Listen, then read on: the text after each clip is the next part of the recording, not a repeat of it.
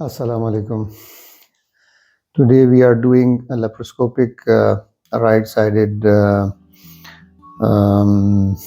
adrenalectomy for a 2 centimeter non-functioning adrenal mass with a worried patient for having an obsession that it might be a tumor.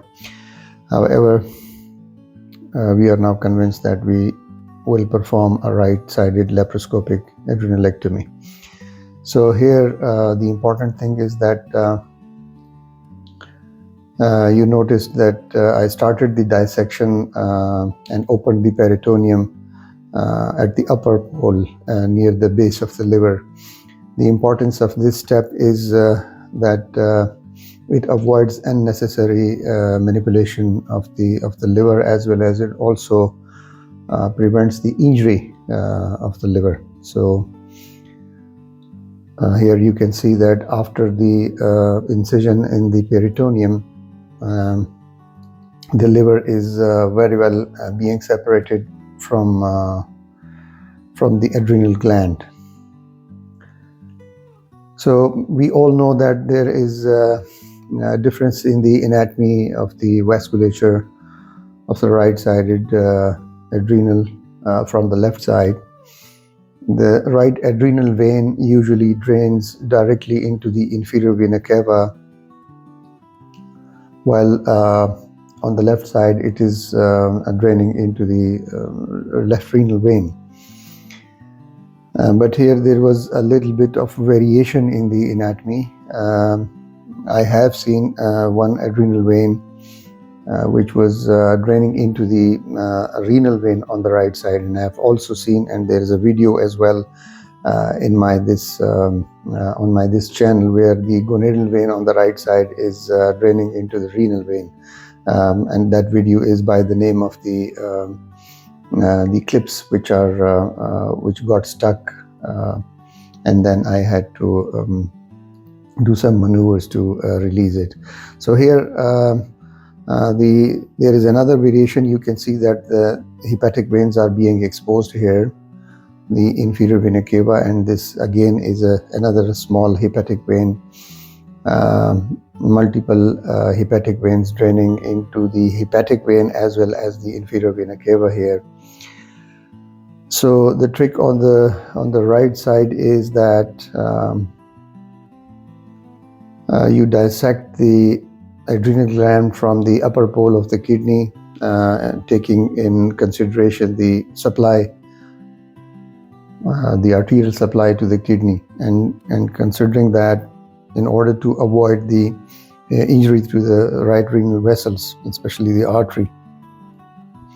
So you separate and dissect the adrenal gland from the surrounding structures.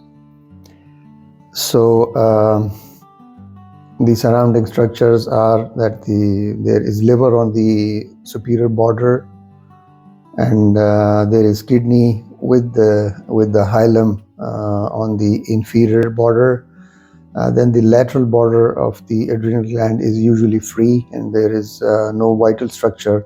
But the most important thing is on the medial border of the adrenal gland, and that is the inferior vena cava and the adrenal vein. And mind you, the adrenal vein is usually so short that there are chances of injury to it, or if there is any avulsion, this may lead to major bleed because of the inferior vena cava is a major vessel.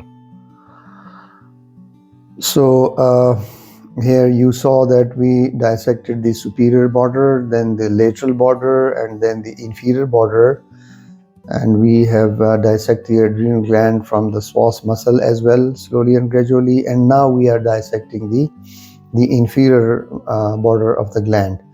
Here we are supposed to see the adrenal vein. Here you can see that there is one small adrenal vein. This is the hepatic vein. So we have seen now the two adrenal veins. One of them is draining into the inferior vena cava, and the other one is draining into the hepatic vein. So this was the variation that I wanted to show to the audience. And posteriorly in this tissue that we are dissecting now, there will be small adrenal arteries. Since these adrenal arteries are so small that the ligashore can effectively and efficiently coagulate them and seal them, so there is no need for the clipping. So here you can see that we have dissected one adrenal vein, which is entering into the inferior vena cava, and this is the second one, which is draining into the hepatic vein. So we have to dissect it properly and enough so that we can apply the clamp, and in the process of clamping this vein, we should not be injuring either inferior vena cava or the hepatic vein. So a small 5 millimeter right angle is used here to dissect around the vein, and then we will clip it.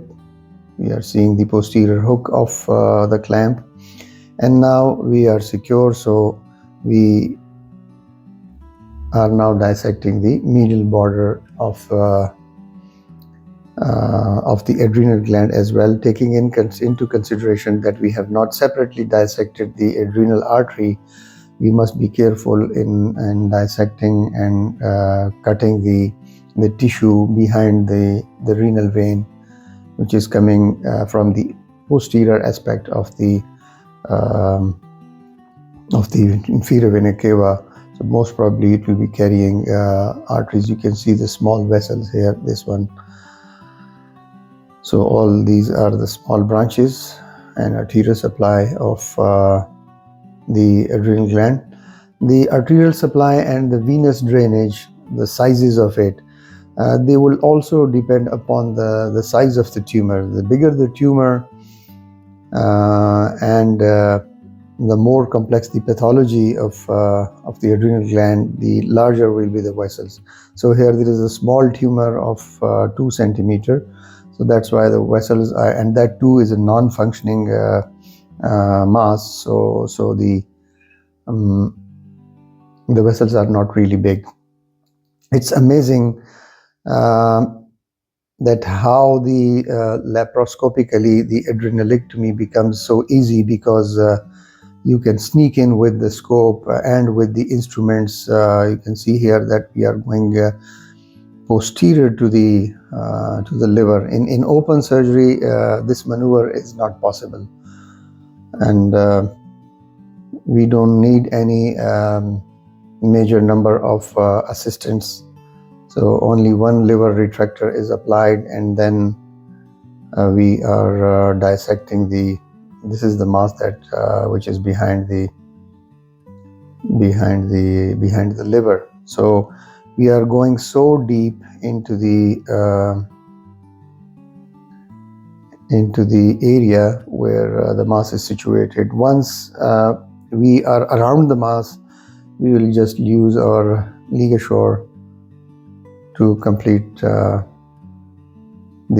removal of the tumor or the gland from the surrounding adhesions. So here you can see we are now completing the adrenalectomy. So this was the variation that I wanted to show to the audience. I hope you liked the video, and it is a request to all the trainees and all the consultants and all the audience that please like this video and forward it to your colleagues, and also subscribe to the channel. Thank you very much for watching.